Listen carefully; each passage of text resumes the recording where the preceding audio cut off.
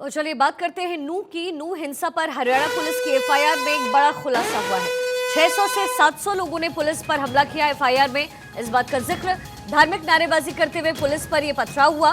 Police पर अवैध हथियारों से फायरिंग की गई। साथ ही 600 से 700 लोगों की भीड़ ने पुलिस पर फायरिंग की है। एफआईआर में ये तमाम बातें दर्ज की गई है। फायरिंग में एक इंस्पेक्टर के पीठ में गोली लगी। फायरिंग में एएसआई जगबीर, इंस्पेक्टर अनिल को गोली लगी है। पुलिस ने भीड़ को हटाने के लिए हवाई फायर भी किए, इसका भी जिक्र इस एफआईआर में। साथ ही पुलिस ने लोगों को समझाने और रोकने की कोशिश की। सोची समझी साजिश के तहत ये घटना हुई है। इस घटना को अंजाम दिया गया। एफआईआर की कॉपी में ये बड़ा खुलासा।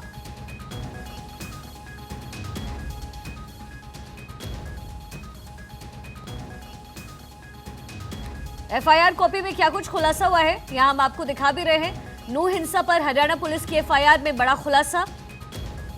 600 से 700 लोगों ने पुलिस पर हमला बोला। धार्मिक नारेबाजी करते हुए पुलिस पर यह पथराव किया गया। पुलिस पर अवैध हथियारों से फायरिंग की गई। 600 से 700 लोगों की भीड़ ने पुलिस पर यह फायरिंग की। फायरिंग में एक इंस्पेक्टर के पीठ में गोली लगी। फायरिंग में एएसआई जगबीर, इंस्पेक्टर अनिल को गोली लगी। पुलिस ने भीड़ को हटाने के लिए हवाई फायर भी किए। पुलिस ने लोगों को समझाने और रोकने की कोशिश भी की और सोची समझी साजिश के तहत नूह में हिंसा हुई है।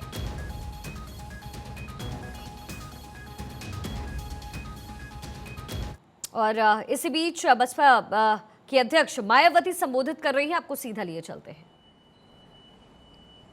इनके अन्य और सहयोगी संगठनों आदि की यात्रा पर पथराव को लेकर शुरू हुआ, जिससे भी पूरे तौर से ये स्पष्ट है कि हरियाणा सरकार उस यात्रा को सुरक्षा देने में पूरे तौर से विफल रही है, जबकि राज्य के शासन प्रशासन व खासकर खुफिया तंत्र को खासकर इन मामलों को लेकर हर प्रकार से काफ़ी चुस्त व दुरुस्त होना चाहिए था। कुल मिलाकर इससे वहाँ की राज्य सरकार की नीति, नियत व कार्यशैली पर भी काफ़ी कुछ सवाल उठना स्वाभाविक है। इतना ही नहीं, बल्कि यदि वहाँ की राज्य सरकार इस प्रस्तावित यात्रा, जुलूस व प्रदर्शन आदि को सुरक्षा नहीं दे सकती है, तो फिर सरकार द्वारा इसके आयोजन की अनुमति ही क्यों दी जाती है? यह वह सवाल है जिसका जवाब हर जिम्मेवार व सभ्य सरकार को अपने आप से जरूर करना चाहिए, पूछना चाहिए। और ख़ासकर नूह की घटना को लेकर ये लगता है कि हरियाणा राज्य के पास दंगा व उसको लेकर आगे भड़क रही हिंसा को रोकने की नीयत का पूरी तरह से अभाव है, जो और भी चिंताजनक बात है।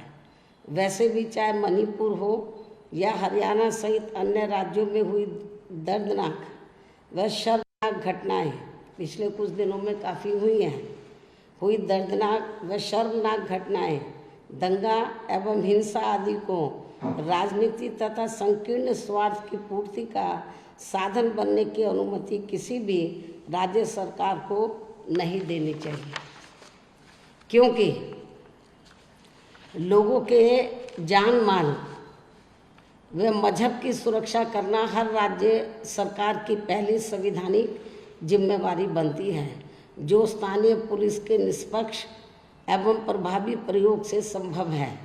जैसा कि बीएसपी की सरकार ने यूपी में एक बार नहीं बल्कि 4 बार करके दिखाया है। अपनी हुकूमत 4 बार यूपी में मेरे नेतृत्व में सरकार वहाँ रही है, तो एक बार नहीं बल्कि 4 बार मैंने अपनी हुकूमत में वहाँ लॉ एंड ऑर्डर बेहतरीन बना के कानून का राज कायम करके वहाँ दिखाया है, जिससे सबक लिया जा सकता है। इसके अलावा बीएसपी की ये मांग है कि हरियाणा की राज्य सरकार को वहाँ सांप्रदायिक सद्भाव व भाईचारा एवं अमन चैन आदि की बहाली का निष्पक्ष, गंभीर एवं ईमानदार प्रयास तुरंत ही शुरू कर देना चाहिए तथा केंद्र की सरकार को भी इस मामले में राज्य सरकार की हर प्रकार से मदद को जरूर आगे आना चाहिए, ताकि वहाँ हालात आगे न बिगड़ने पाएँ। जिसकी आशंका को लेकर ही दिल्ली व यूपी सहित अन्य कई राज्यों में भी सुरक्षा का रेड अलर्ट कर दिया गया है, जो उचित कदम भी है। अंत में अब मैं अपनी व पार्टी की ओर से हरियाणा व नज़दीक के लगे राज्यों की जनता से भी शांति व्यवस्था बनाने की पुरजोर अपील करते हुए अपनी बात यहीं समाप्त करती हूँ। धन्यवाद।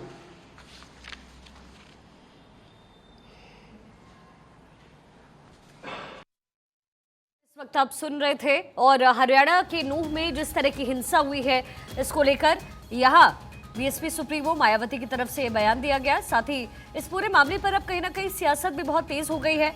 साथ ही मायावती ने यह भी कहा कि दिल्ली और यूपी में सुरक्षा का इस वक्त अलर्ट है, लोगों से शांति बनाने की अपील करती हूँ, ये मायावती की तरफ से कहा गया है। लेकिन नूह में जो हिंसा हुई है उसके बाद कई अहम सवाल खड़े हो रहे हैं और सबसे बड़ा सवाल ये कि क्या ये किसी साजिश के तहत किया गया। हालांकि पुलिस की एफआईआर में इसी बात का जिक्र किया गया है कि नूह में भड़की इस हिंसा के पीछे साजिश है और कई लोगों के खिलाफ एफआईआर दर्ज की गई है। लगातार भारत 24 आप तक ग्राउंड रिपोर्ट पहुंचा रहा है। नूह से एक एक तस्वीर हम आप तक पहुंचा रहे हैं और देखिए ये नूह से तस्वीरें मिल रही है जहां हिंसा की आग में नूह को किस तरीके से जलाया गया, वहां के लोगों का कितना नुकसान हुआ और हिंसा पर अब एक सियासी हंगामा खड़ा हो गया है। बड़ा सवाल यह भी है कि 6 घंटे तक हिंसा होती रही तो ये पुलिस वाले जिनकी तैनाती पूरे नूह में है वो आखिर कहां थे। और आइए अब आपको सुनवाते हैं कि इस पूरे मामले पर हरियाणा के गृह मंत्री अनिल विज का क्या कुछ कहना है।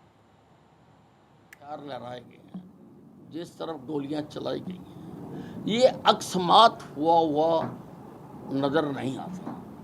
वहाँ पर दोनों कम्युनिटीज प्यार से रहती हैं। ये तो किसी ना किसी ने इंजीनियरिंग की है या इसको मास्टरमाइंड किया है, जो देश की, प्रदेश की और देश की शांति को भंग करना चाहता है। लेकिन मैं किसी जल्दी नतीजे पर नहीं पहुँचना चाहता हूँ। पहले हमारा प्राइमरी ऑब्जेक्ट है वहाँ पर स्थिति को कंट्रोल में लेना और शांति बहाल करना। और मैंने कह दिया है अधिकारियों को कि इसकी गहनता से जांच करें। जांच करने के बाद जो भी सामने आएगा किसी को भी बख्शा नहीं जाएगा।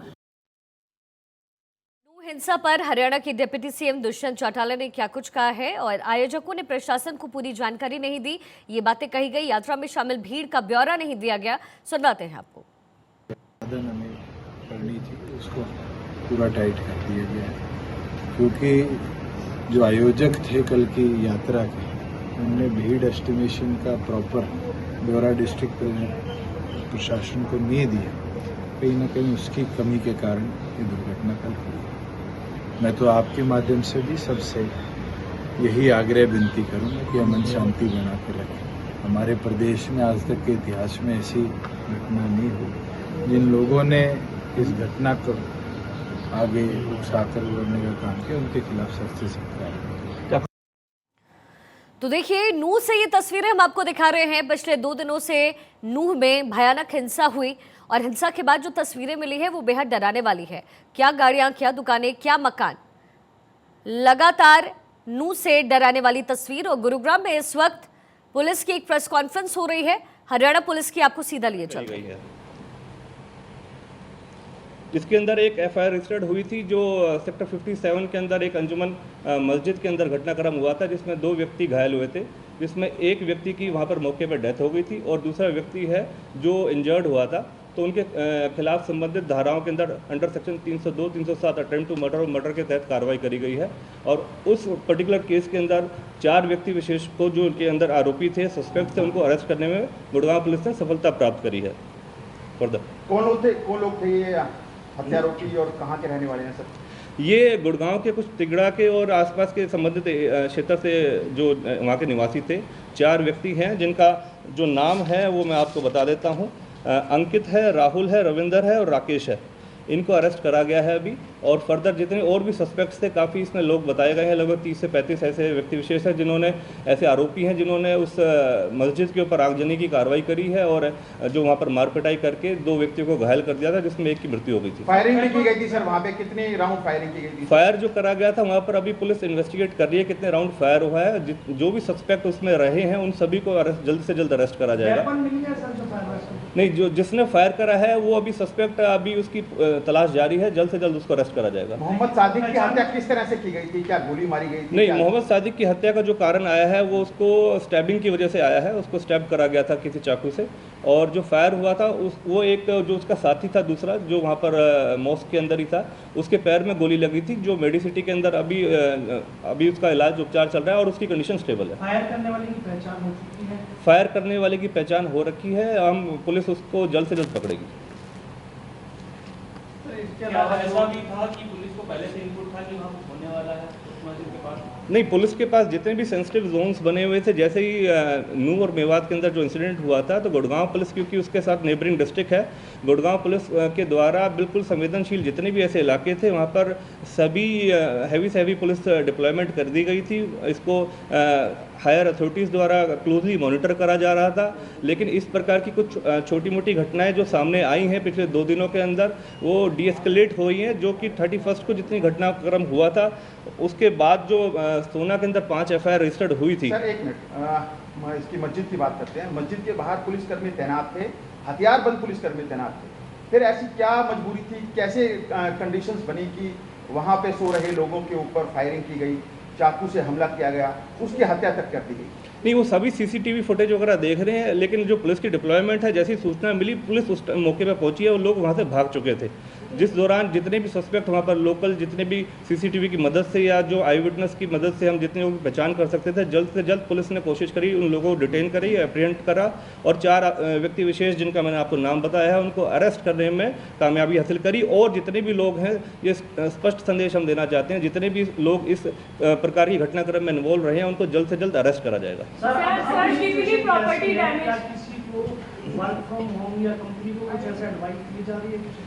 मैं आपको गुड़गांव पुलिस के माध्यम से अपील करना चाहता हूं कि किसी भी प्रकार के फॉल्स रूमर्स जो खासकर सोशल मीडिया के द्वारा चलाए जा रहे हैं उन पर आप बिलीव ना करें। गुड़गांव पुलिस की तरफ से आपको स्पेशल अपील करी जाती है कि गुड़गांव में सभी सारी स्थिति नॉर्मल है, अंडर कंट्रोल है। किसी भी प्रकार का जो रूमर्स फैलाया जा रहा है कि ऑफिस बंद हैं या वर्क फ्रॉम होम है या डिलीवरीज नहीं हो रही, किसी भी प्रकार से किसी चीज़ की कोई रिस्ट्रिक्शंस नहीं है। गुड़गांव में विद इन गुड़गांव और आउटसाइड गुड़गांव रूट्स पे भी कोई रिस्ट्रिक्शंस नहीं है। ट्रैफिक स्मूथली मूव कर रहा है, किसी प्रकार की कोई बाधा नहीं है। पिछले कुछ 2 दिनों के अंदर कुछ छोट-मोट घटनाएं और वारदातें हुई हैं, उसके तहत गुड़गांव पुलिस द्वारा सख्ताई से कार्रवाई करते हुए, हैवी डिप्लॉयमेंट करते हुए संवेदनशील एरियाज़ के अंदर कार्रवाई करी गई है, FIRs रजिस्टर्ड करी जा रही हैं। और जो भी अगर कंप्लेंट देना चाहता है तो 112 जो गुड़गांव पुलिस का कंट्रोल रूम का नंबर है, 112 के माध्यम से आप कंप्लेंट दे सकते हैं, कोई रिपोर्ट कर सकते हैं, आपकी सूचना भी गुप्त रखी जाएगी। किसी प्रकार की अगर आपको हेल्प चाहिए तो आप गुड़गांव पुलिस 112 नंबर पर डायल करके आप मदद मांग सकते हैं। सर, बीती रात 2 घंटे के भीतर 6 जगह पर आगजनी की घटना हुई, क्या कुछ सूचना मिली किस वजह से आग लगी है और कोई गिरफ्तार भी हुआ? जो 1 अगस्त की हम बात करें तो 4 घटनाएं हमारे पास रिपोर्ट हुई हैं और जगह जगह पुलिस की डिप्लॉयमेंट थी इस बारे में। वो छोटे छोटे कुछ लड़के ग्रुप्स बना के घूम रहे हैं, जो किसी अगर कोई मुस्लिम समुदाय के लोगों को टारगेट करने की कोशिश करी जा रही है।